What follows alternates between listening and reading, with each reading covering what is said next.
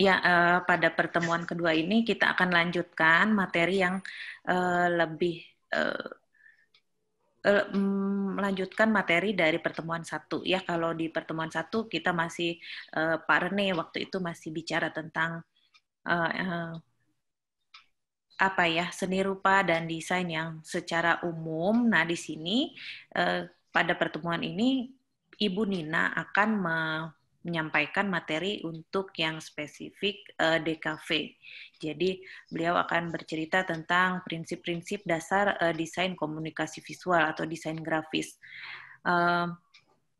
Untuk selanjutnya kita akan secara ini ya, bertahap memperkenalkan kalau di fashion seperti apa, di arsitektur, terus di interior, dan di apa satu lagi ya, seni rupa murni. Nanti ada dosen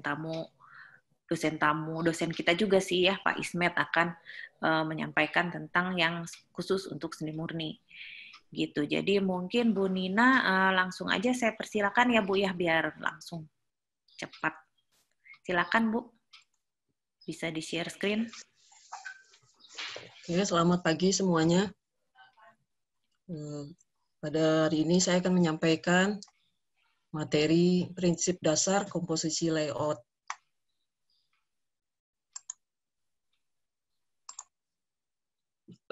Dengan elemen titik, garis, bidang, dan volume. Jadi yang empat ini kan nanti ada ukuran, misalnya ada titik kecil, titik besar, ada garis tebal, garis tipis, ada bidang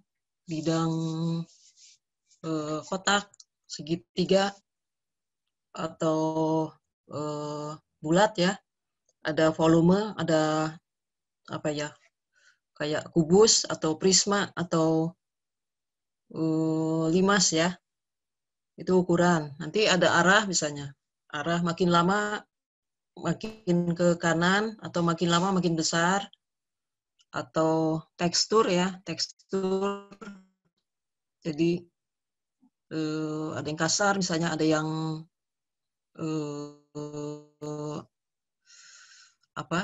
halus. Lalu value adalah gelap dan terang. Dari 4 elemen ini ada hal lain ya, yang misalnya, bentar ya, ini kenapa nih?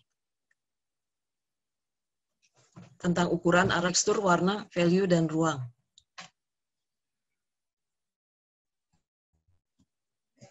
Nah, dalam DKV, bukan hanya gambar foto, tapi juga huruf ya. Jadi tadi yang kotak, yang warna, atau yang garis itu bisa berupa gambar atau foto. Selain itu juga huruf, karena huruf memiliki bentuk yang dapat dilihat. Gerak juga sesuatu yang dapat dilihat, sebab itu dalam DKV ada gambar dan huruf yang bergerak atau animasi. Tapi saya tidak sampai ke animasi ya, nanti ada tersendiri mungkin sama dosen yang lainnya ya. Nah, ini adalah prinsip dasar layout. Jadi ada balance ya, atau keseimbangan. Nanti ada contohnya. Ada unity atau kesatuan, emphasis, penekanan, irama dan pengulangan ya. Dan proporsi, lalu sequence atau movement atau urutan, dan clarity atau yang di DKV ya.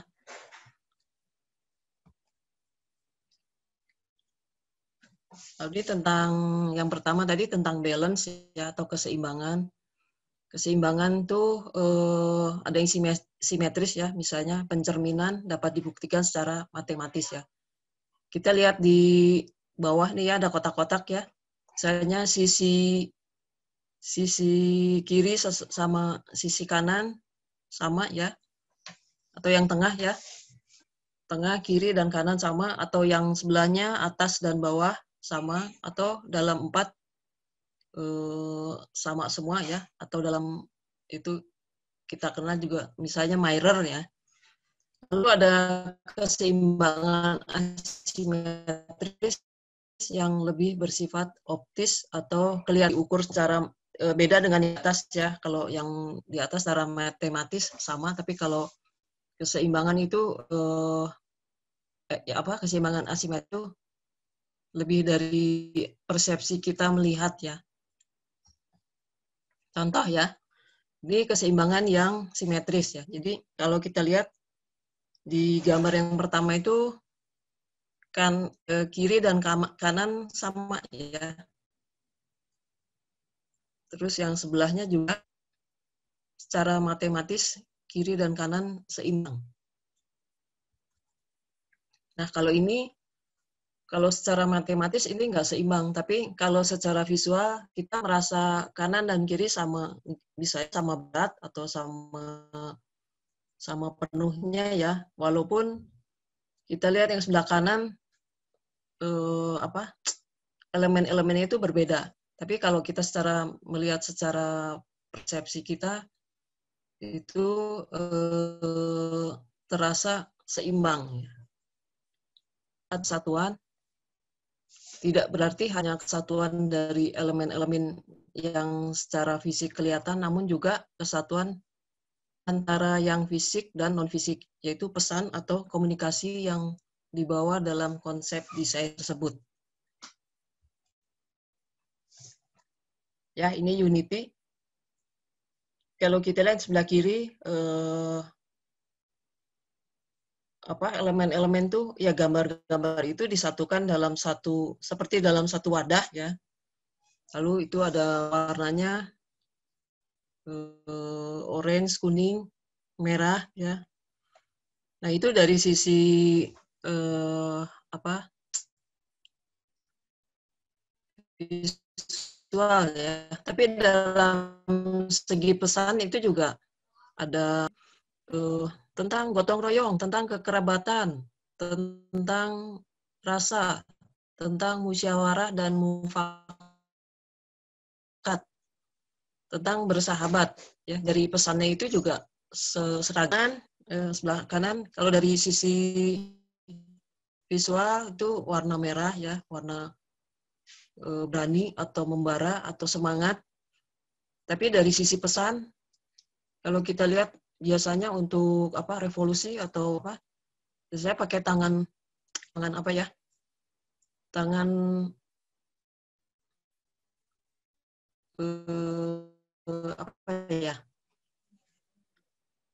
terus bendera-bendera, terus ada garis-garis ya di belakang itu, terus seperti memancar. Jadi revolusi itu kan meledak-ledak ya, dan satu pesan sisi pesannya itu sama ya. Lalu yang ini yang Unilever, ini kan macam-macam gambarnya, tapi dia disatukan dengan satu warna dan satu bentuk U ya. Jadi unity. Yang sebelah kanan kita lihat ini elemen dasar ya, bulat-bulat. Coba kalau kita misalnya yang bulatan yang atas ditarik ke atas, nanti yang misalnya ungu ya, research itu, atau yang kuning ditarik ke bawah, tentu akan beda ya. Jadi sudah tidak unity lagi. Jadi unity di sini berkaitan erat dengan jarak ya, jarak yang dekat. Kalau dia dijauhkan ya, jadi tidak unity lagi ya, tidak. Jadi tercerai-berai.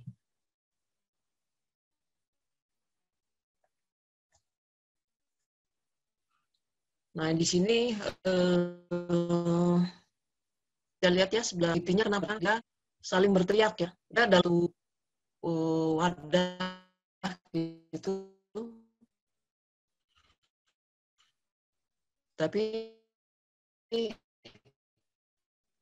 semuanya itu saling berteriak ya. Kita lihat misalnya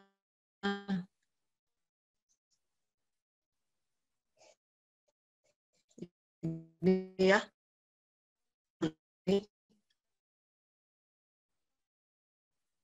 Ini udah yang ada sih ya. Ini ya. Terus robot. Jadi semuanya itu berteriak semua ya. Semua kelihatan dia dalam satu wadah tapi tidak unity.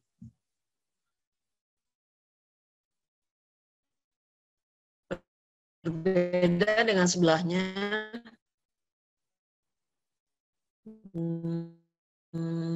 Tidak saling berteriak ya, dekat misalnya yang berkurang ya.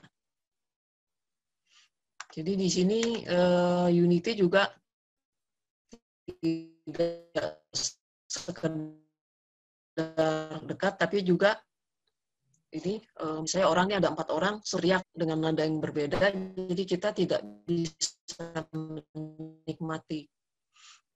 Di sebelah sini kita bisa lihat atasnya dulu, terus ke bawah ya, atau nanti dia, atau barangkali kalau dari ini yang besar dulu, misalnya Indonesia dulu. Jadi dinikmati satu-satu.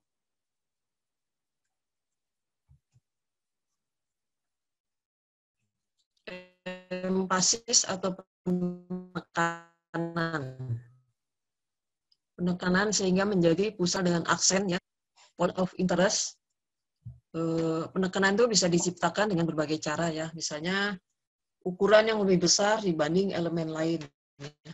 Kalau kita lihat poster kan ada judul dulu tuh, dia tuh pasti ukuran hurufnya itu pasti lebih besar dibanding yang lain, atau lebih menonjol atau beda sendiri dengan elemen lain.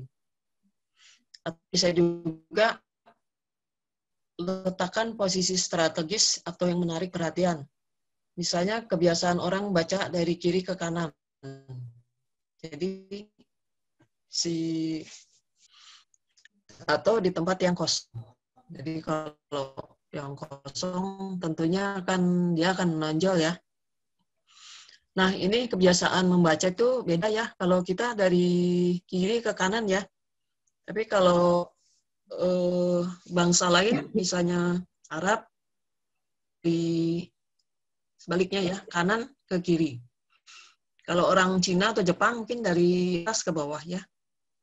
Jadi kalau mau meletakkan posisi strategis, kita mau misalnya kalau di Jepang ya kita taruh di paling atas ya. Atau kalau kita mungkin sebelah kiri. Terus menggunakan bentuk atau style yang berbeda dengan sekitarnya.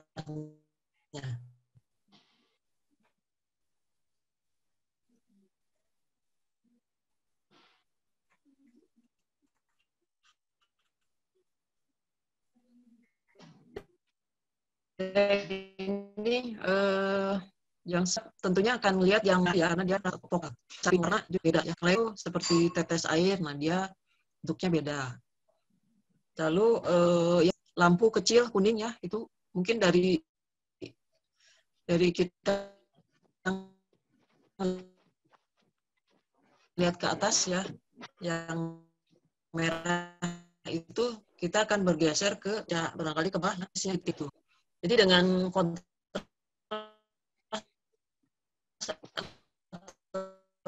vokal point itu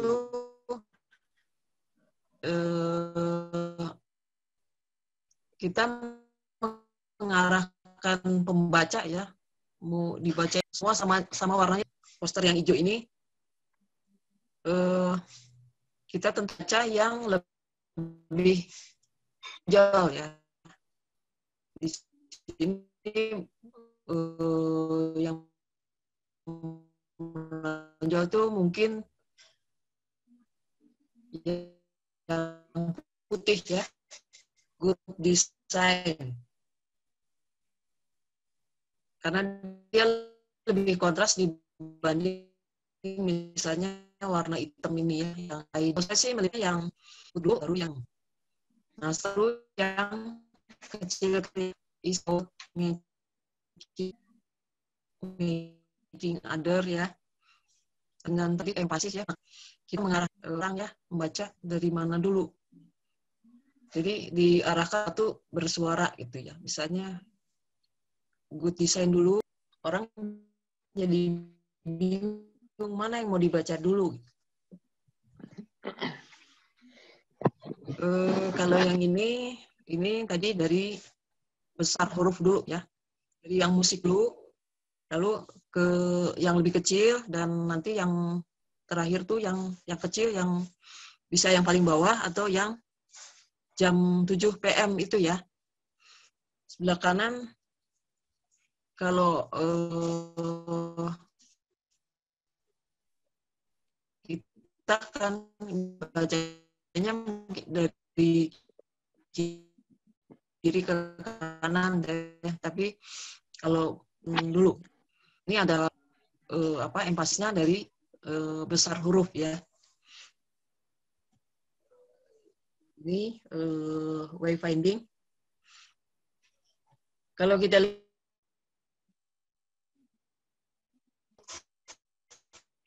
mungkin ke yang berwarna yang sebelah kanan kecil-kecil itu ya, urutan itu, baru nanti ke atas, lalu ke bawahnya. Jadi ada urutan penekanannya. Maaf ya, ada gangguan. Ini dari kontras ya, kontras. Tentunya kita akan lihat yang atas dulu ya. Tapi ini apa ya? Ini tuh kalau yang kayak gini tuh dia harus dilihat dari dekat baru kebaca. Kalau dari jauh pasti nggak akan kebaca ya. Jadi ini kalau nggak salah galeri atau museum ya. Jadi dia mungkin orang bisa dekat untuk membaca. Tapi kalau untuk jarak jauh ini nggak akan kebaca.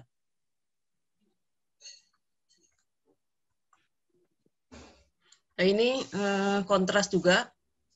Kita lihat dari sisi visual dan dari pesan ya. Ini lucu juga.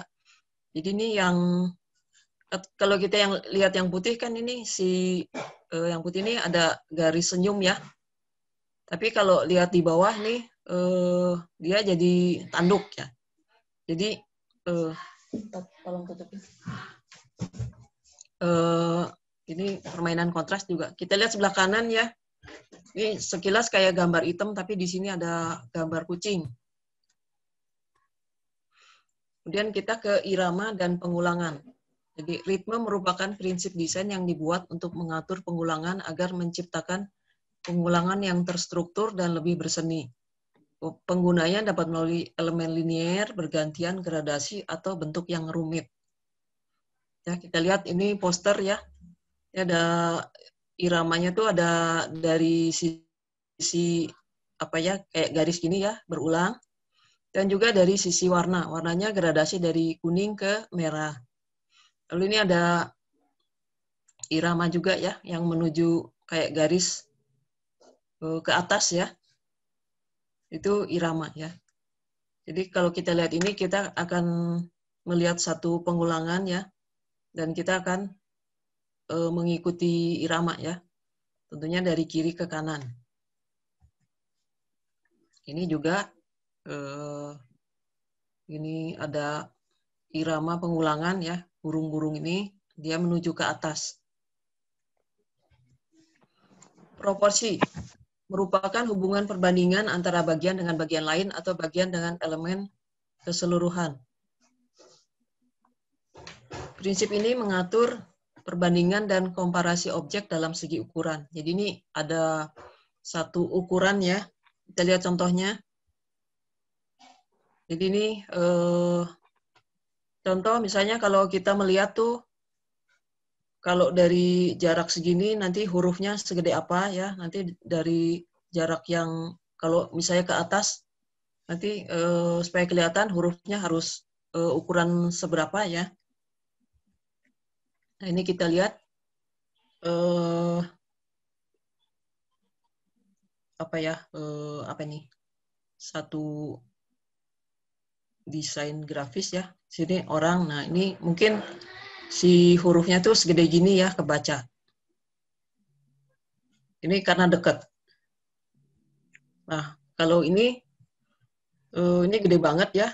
kalau dilihat dari proporsi orang, kalau kita foto misalnya di sebelah sini tentunya cuma kelihatan misalnya ST aja gitu ya. Nah ini harus dibaca atau dilihat dari jauh baru bisa kebaca. Jadi ini tentang komposisi ya. Jadi mau diatur seperti apa? Apa mau dilihat dari jauh atau dari dekat? Kalau dari jauh, misalnya bandara apa ya internasional apa, tentunya harus kelihatan dari jauh, dia harus besar ya. Sequence atau urutan. Jadi membuat prioritas dan mengurutkan dari yang harus dibaca. Ditampilkan, pembaca akan sulit menangkap pesannya. Dengan adanya sequence, pembaca secara otomatis akan mengurutkan pandangannya sesuai dengan yang kita inginkannya. Ini tadi ada hubungannya dengan emphasis ya, dengan penekanan tadi. Nah, ini sequence itu ada ya dia ada irama juga ya. Jadi kita akan kalau melihat ini kan kita akan ngikutin satu lingkaran ya. Ya, misalnya dari bawah ke atas atau dari atas ke bawah atau bawah ke atas ya. Ini karena kita melihat angka ini, tentu kita akan ini kan mencari oh ini 01 berarti dibaca duluan. Jadi ini apa sequence-nya itu arahnya itu seperti jarum jam. Jadi dibaca dari sini baru ke sini. Kalau nggak ada angka ini, kita akan bingung mau dibaca yang mana dulu. Ini ke sini, lalu ke sini, atau ke sini.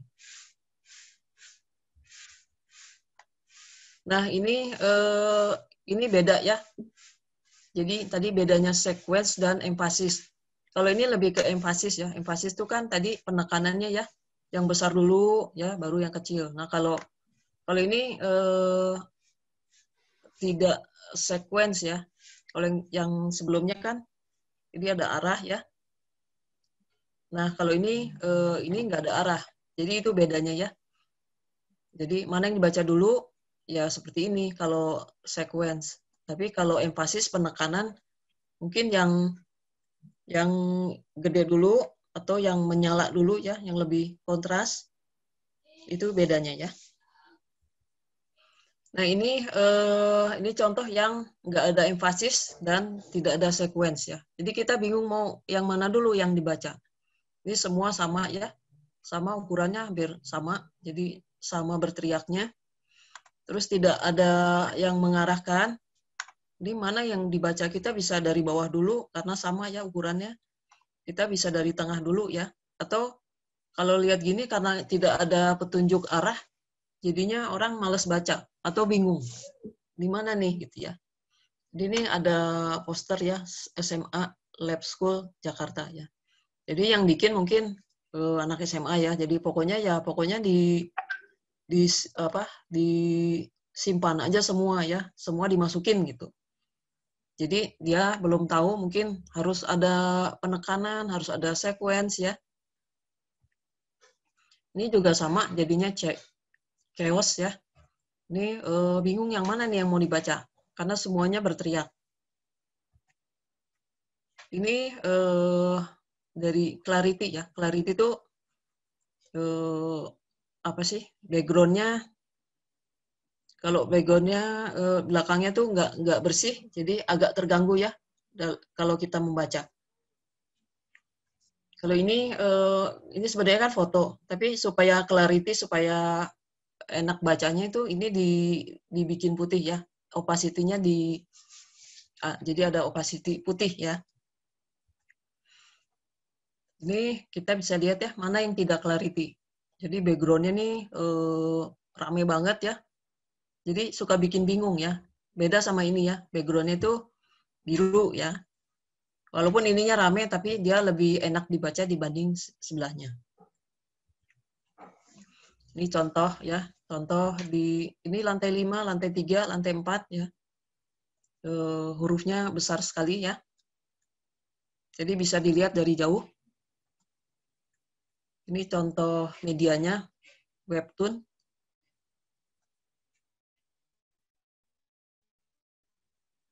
Ini komik online ya.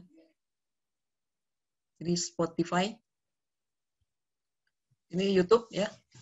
YouTube, perhatikan ya. Kalau ini kan biasanya kan kita lihat di HP ya. Di HP itu kan ruangnya kecil ya. Jadi penempatan huruf dan apa namanya gambar tuh harus jelas. Ya, bandingkan misalnya sama ini ya.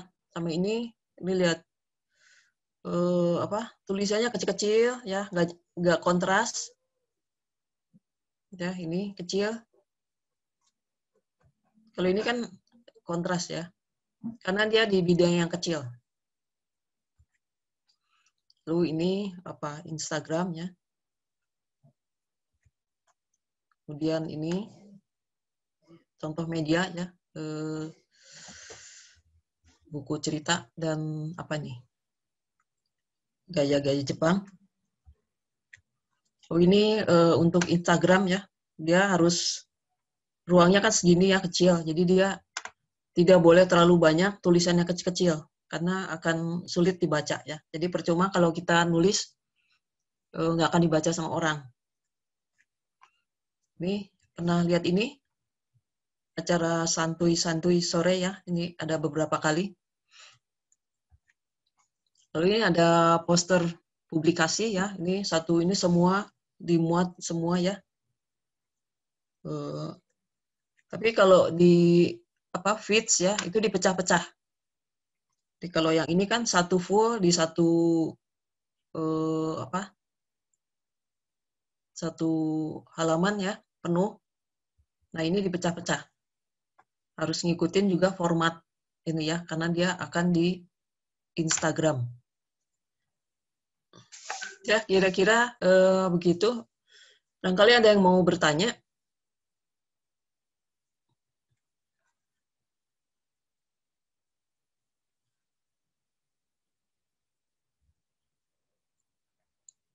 Atau dosen ada yang mau menambahkan?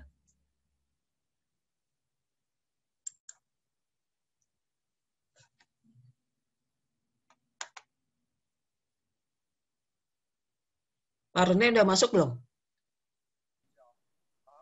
Sudah, Bu. Oh. Pak Rene bisa nambahin? Saya rasa yang Ibu lebih menjelaskan lebih detail dari yang saya jelaskan minggu lalu, karena yang saya kan dasar ya. Ya, jadi lebih detail dengan contoh-contoh. Mungkin itu ya. Ya jelas ya, ada unsur sama prinsip kan. Seperti irama, itu bisa dihubungkan dengan arah misalnya. Kalau proporsi dengan ukuran, jadi bisa ya masuk prinsip itu ya.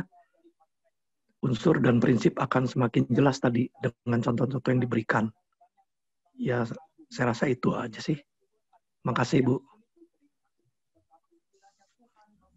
Oke, Bu. Ini ada yang mau nanya?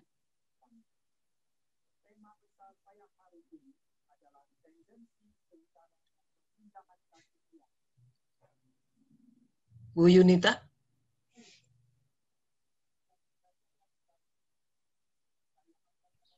Halo Bu, Bu Nina. Ya.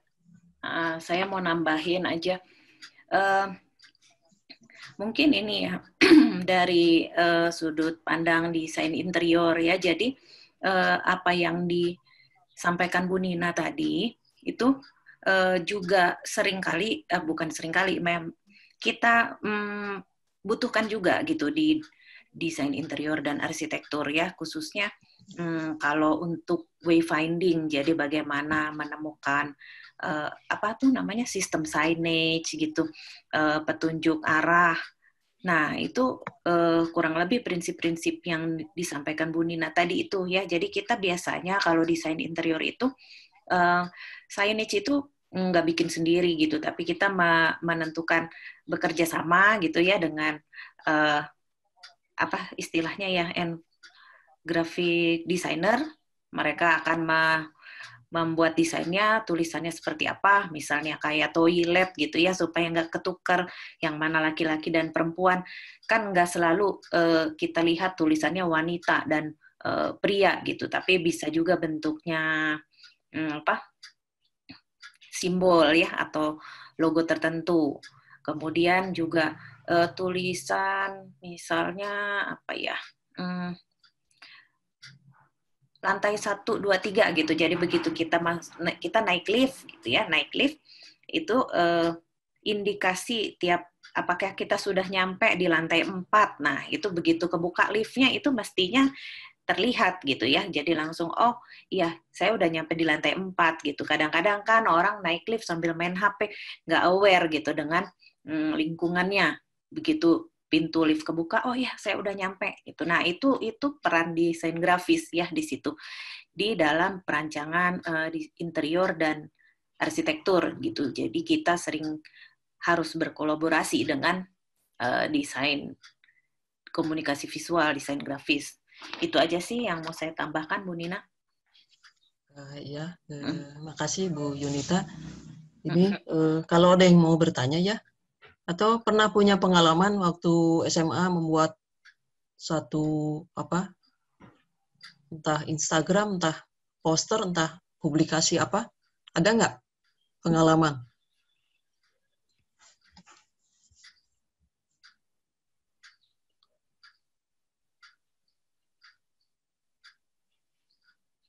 Pak Andi barangkali, Pak Andi.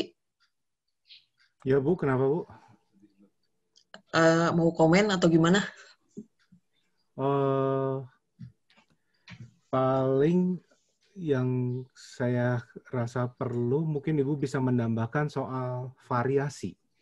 Soalnya kalau secara prinsip-prinsip desain itu basic buat semua mereka yang berkecimpung di seni rupa.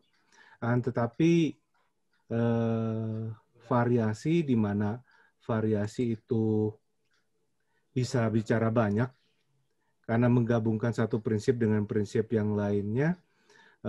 Sepertinya para rekan-rekan mahasiswa ini perlu dapat penjelasan yang mungkin lebih detail, Bu, supaya nggak gado-gado semua dicampurin, kan kayak misalnya beberapa waktu yang lalu kan pada saat kita Ibu atau Bapak mengajarkan soal penggunaan huruf, terus semua huruf dimasukin semua, tapi kan di sini kan dibatasi penggunaannya dan seterusnya. Mungkin itu Bu yang bisa Ibu tambahkan untuk diterangkan kepada rekan-rekan mahasiswa. Tentang variasi ya. Betul, Bu. Ya, tadi sudah disinggung tentang apa tadi ya? Yang chaos tadi ya. Jadi kalau variasi itu misalnya dalam satu desain itu ya, satu layout itu, misalnya penggunaan huruf itu katanya sih tidak boleh lebih dari 3 ya. Bisa 3 atau 4, tapi kalau dia pilihan hurufnya itu yang satu family ya.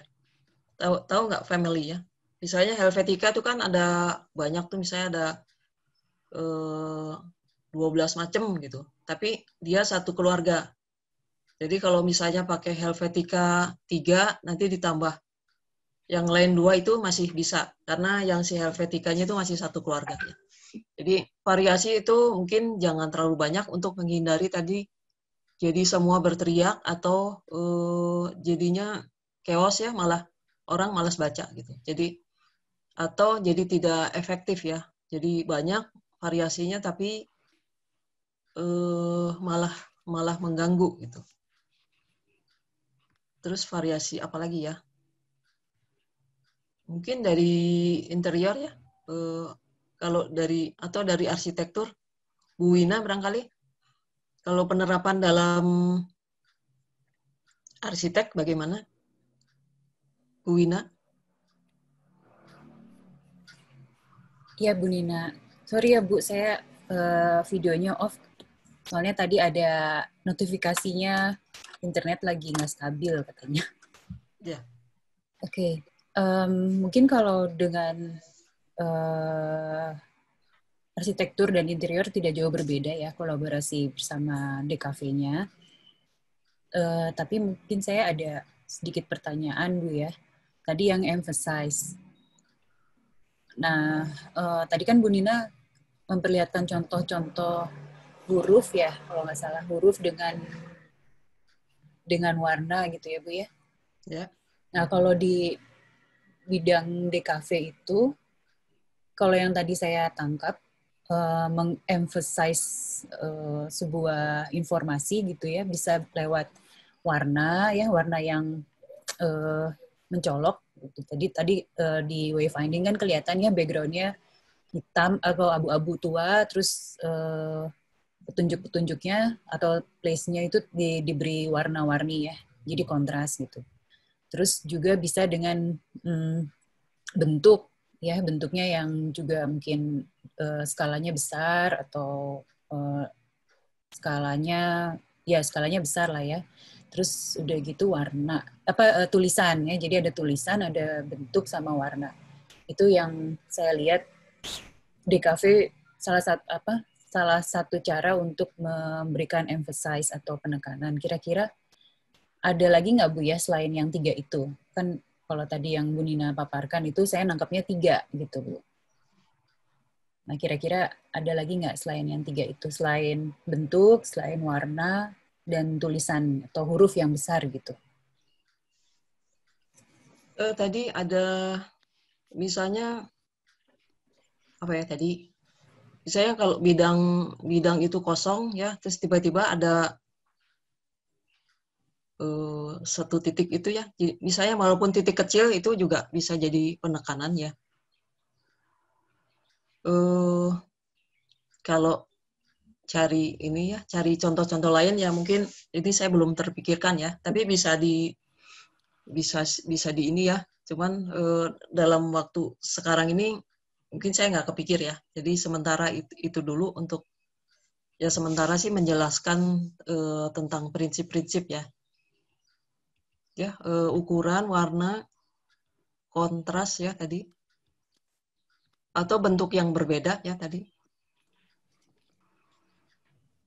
Dan akan penekanan yang tadi emphasize itu larinya lebih memainkan kontras.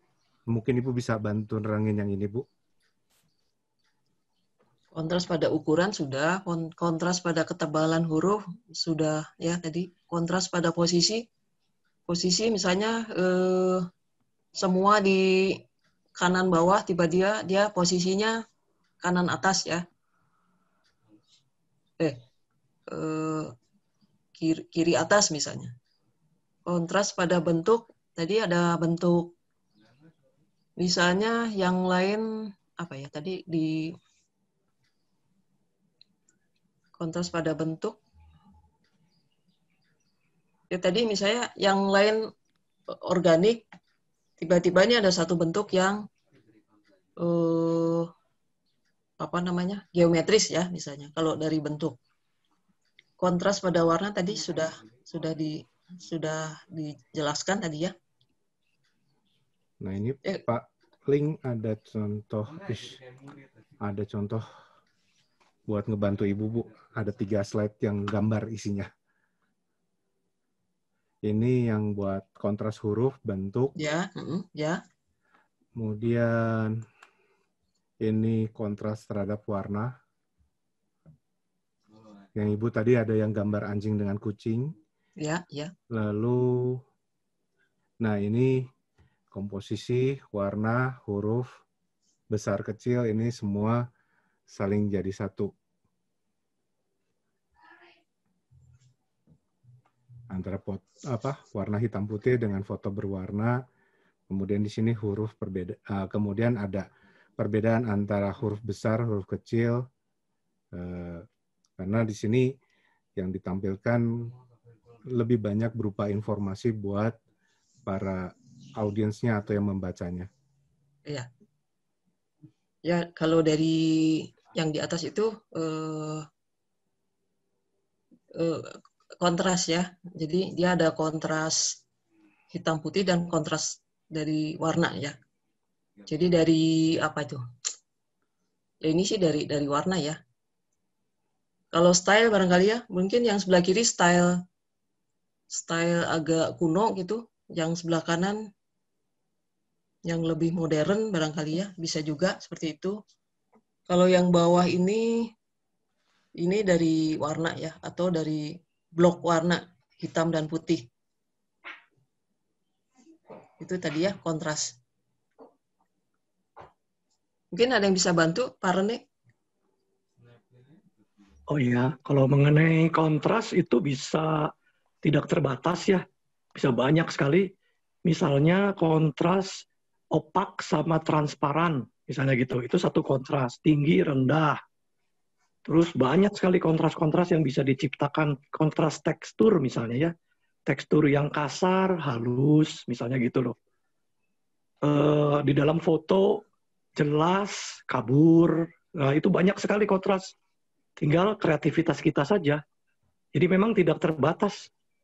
Apa dalam setiap karya itu bisa diciptakan berbagai kontras. Kontras bentuk ya, bulat sama kotak misalnya gitu ya. Tajam, bentuk yang tajam sama yang lengkung tumpul misalnya. Kontras volume juga bisa ya, ada yang kempes sama yang berisi misalnya. Wah, banyak sekali. Jadi ya main-main aja dah dengan kontras gitu ya. Ini yang diutarakan di sini memang beberapa contoh gitu. Nah, itu mungkin dari saya tentang kontras. Kalau tentang tadi bagaimana menciptakan dalam DKV ya, itu faktor yang menentukan bentuk supaya tidak terjadi chaos, segala bentuk huruf dimasukkan gitu misalnya ya. Itu juga diikat oleh komunikasi apa yang ingin kita sampaikan. Kita tuh mau menyampaikan apa inti dari komunikasi itu. Terus yang berikutnya, yang kedua, siapa yang kita ajak komunikasi. Anak-anak, orang dewasa, orang yang sudah sering lihat gambar, atau orang yang masih awam, masih sederhana. Nah, itu juga menentukan visualisasi desain kita. Ya, jadi konten juga menentukan apa konten yang ingin kita sampaikan. Nah, itu yang membatasi nanti desain grafis ya. Jadi kalau desainernya memperhatikan brief atau tugas yang harus dia laksanakan atau problem desain yang harus dipecahkan, saya rasa dia nggak akan kemana-mana. Kalau orang yang tidak tahu konsep desain, dia akan akrobat dengan segala efek-efek yang ada di dalam komputer. Semua dimasukin karena menurut dia bagus gitu ya. Nggak ada konsep soalnya. Nah, kita sebagai anak mahasiswa yang belajar di sekolah, kita diajarkan konsep dan sebagainya, nah tentu akan membatasi. Gitu. Nah, itu mungkin dari saya. Ya, terima kasih Pak Rene. Ya.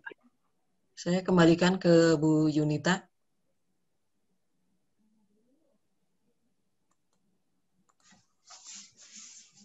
Bu Yunita. Ya Bu, sorry tadi masih di mute.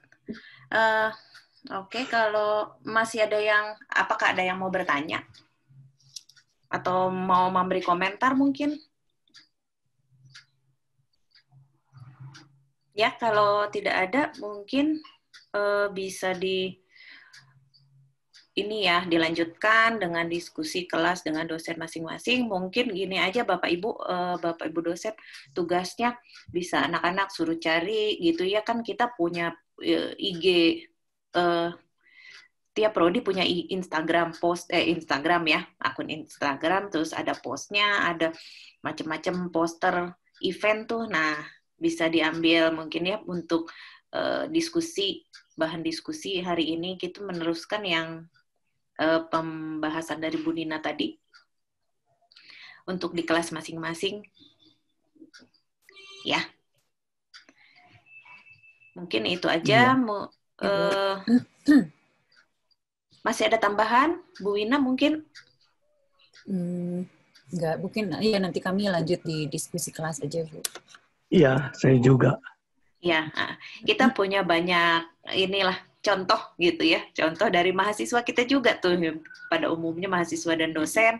Nah, itu bisa dilihatlah, di review di situ, sekalian latihan gitu ya, bagaimana menganalisis elemen dan prinsip-prinsip pada desain komunikasi visual.